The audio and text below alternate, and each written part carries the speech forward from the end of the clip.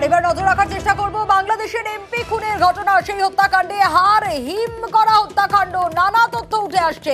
New টাউনে এসে নৃশংসভাবে খুন হতে হয়েছে বাংলাদেশের এমপিকে। 12 তারিখ এসেছিলেন তিনি চিকিৎসার জন্য, 13 তারিখ থেকে নিখোঁজ, আর তারপরেই খুনের ঘটনা। একাধিক তথ্য এখনো পর্যন্ত পাওয়া গিয়েছে, কিন্তু সিআইডিও নানা সূত্র পাচ্ছেন তদন্তে। একাধিক সূত্র রয়েছে সিআইডির হাতেও। কি কি সূত্র রয়েছে, সিআইডি ঠিক কি কি পাচ্ছে এই তদন্তে জানার চেষ্টা করব।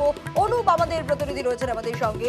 অনুপ, বাংলাদেশের এমপির হার হিম করা হত্যাকাণ্ড, এর আগে এই এমপিকে ঘিরে একাধিক তথ্য কিন্তু সামনে এসছে, নানা অভিযোগ তার বিরুদ্ধেও ছিল, কিন্তু এই যে নিউ টাউনে এসে তাকে খুন হতে হলো, তদন্তে গিয়ে সিআইডি কি পাচ্ছে?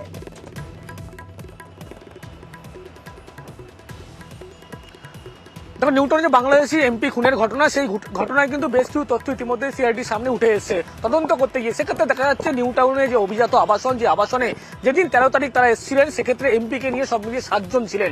অর্থাৎ 7 জন মিলে কিন্তু যখন এই আবাসনে তারা আসেন, তার পরবর্তী ক্ষেত্রে ঘরের মধ্যে 3 BHK রুম ছিল। ঘরের মধ্যে একটি ঘরে যখন খাটের উপরে এমপি নিজে বসেছিল, সাংসদ বসেছিলেন, ঠিক সেই সময় কিন্তু একেবারে পিছন থেকে কাপড় জাতীয় জিনিস দিয়ে প্রথম তাকে একেবারে গলায় পেঁচিয়ে দেওয়া হয়, শ্বাসরোধ করে খুন করার চেষ্টা করা হয়। এবং খাটের ঠিক যে কোণের দিকের অংশ, সেখানে কিন্তু তাকে ফেলে দেওয়া হয়, শ্বাসরোধ তখন করা হয়, যাতে তিনি ছটপট না করতে পারেন, ধস্তাধস্তি না করতে পারেন। সেক্ষেত্রে কিন্তু একেবারে তারপরে বাকি যে 6 জন সেই ঘরের মধ্যে ছিলেন, তারা কিন্তু সেখানে তাকে জোর করে চেপে ধরেন। মৃত্যু সুনিশ্চিত করার জন্য মাথায় কিন্তু ভারী জিনিস দিয়ে আঘাত করা হয়।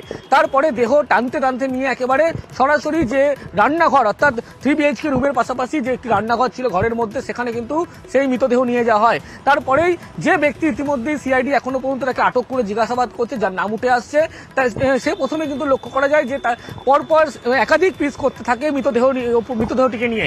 এবং মৃত্যু সুনিশ্চিত করার জন্য যখন মাথায় আঘাত করা হয়, তারপরে যখন মৃত্যু সুনিশ্চিত হয়েছে এমনটাই জানতে পারা যায়, তারা বুঝতে পারে, তখনই কিন্তু সেই রান্নাঘরে মৃতদেহ নিয়ে গিয়ে একাধিক টুকরো করা হয়।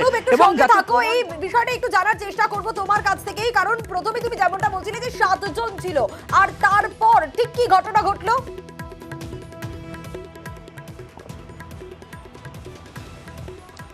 দেখো, এমপিকে নিয়ে, সাংসদকে নিয়ে যখন 7 জন ছিল, ঠিক সেই সময় কিন্তু ঘরের মধ্যে, যখন একটি ঘরের মধ্যে সাংসদ নিচে বসেছিলেন, সেই সময় পিছন দিক দিয়ে কাপড় জাতীয় জিনিস দিয়ে গলায় ফাঁস দেওয়া হয়। তিনি যখনই একেবারে ফাঁস দেওয়া হয় খাটের ঠিক কোণের দিকের অংশ, যাতে তিনি কোনোভাবে ধস্তাধস্তি না করতে পারেন, সেক্ষেত্রে জোর করে সেখানে ফেলে দিয়ে কিন্তু 6 জন মিলে তাকে চেপে ধরে। মৃত্যু সুনিশ্চিত করার জন্যই মাথায় আঘাত করা হয়। যখন মৃত্যু সুনিশ্চিত হয়েছে এমনটা তারা বুঝতে পারে, তারপরে রান্নাঘরে নিয়ে এসে কিন্তু একাধিক মৃতদেহ টুকরো করা হয়। এবং টুকরো করার ক্ষেত্রেই কিন্তু একেবারে লক্ষ্য করা যায়, যেহেতু প্রচুর পরিমাণে রক্ত সেখানে পড়েছিল, প্রমাণ লোপাট করার জন্য রক্ত কিন্তু ধুয়ে ফেলা হয়। সেক্ষেত্রেও কিন্তু সেখানে অ্যাসিড ব্যবহার করা হচ্ছে, যাতে কোনো রকমভাবে কোনো সেখানে তথ্য প্রমাণ না পড়ে থাকে। কিন্তু লক্ষ্য করা যায় খাটের ঠিক একটি কোণে কিন্তু রক্তের একটু ছাপ পড়েছিল কয়েকটা জায়গায়, এবং একটি জুতোর ছাপ পড়েছিল, সেখানে রক্ত অবস্থায় ছিল। এরপরেই কিন্তু পুলিশে, যখন পুলিশ ঘটনাস্থলে প্রথমে পৌঁছায়, সেখান থেকে সন্দেহ হয়। সিআইডি আধিকারিকরা তদন্ত করছে, সেখান থেকে কিন্তু তদন্ত প্রক্রিয়া যখন চলছিল, সেই সমস্ত রক্তের নমুনা ফরেন্সিক আধিকারিক, ফিঙ্গারপ্রিন্ট আধিকারিক তারা যেমন গিয়েছিলেন, এবং সেখান থেকে সেই নমুনা সঙ্গের পরে একেবারে কিন্তু নিশ্চিত হয় যে কি ঘটনা ঘটেছিল। এবং যে ব্যক্তিকে সিআইডির পক্ষ থেকে আটক করা হয়েছে, জিজ্ঞাসাবাদ করে, তাকে জিজ্ঞাসাবাদ করে এই সমস্ত গুরুত্বপূর্ণ চাঞ্চল্যকর তথ্য মিলেছে। ইতিমধ্যেই কারা কারা আরো 3 জন এই ঘটনায় বাংলাদেশে গ্রেপ্তার হলেও ইতিমধ্যে আরো একজন, যাকে কলকাতায় ইতিমধ্যে সিআইডির জালে তাকে আটক করে জিজ্ঞাসাবাদ করা হচ্ছে।